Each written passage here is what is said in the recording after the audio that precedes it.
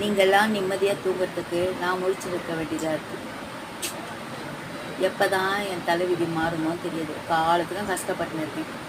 இந்த மாதிரி 3 மாதத்துக்கு ஒரு முறை 3 மாதத்துக்கு ஒரு முறை போயிட்டு 45,000 நான் செலவு பண்ணிட்டு இருந்தால் எப்பேற்பட்ட பணக்காரனோ கோடீஸ்வரனோ கடன்காரனா மாறி நிற்பான்.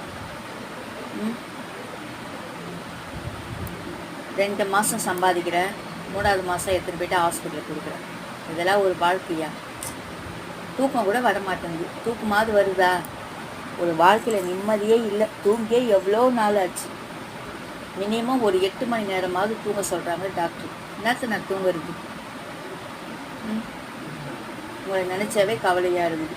இப்படி 45,000 செலவு பண்ணிட்டு இருந்தால் இன்னும் எத்தனை நாளைக்கு நான் எப்படி 45,000 செலவு பண்ணுறது? விலைவாசிலாம் ஏறி போகுது.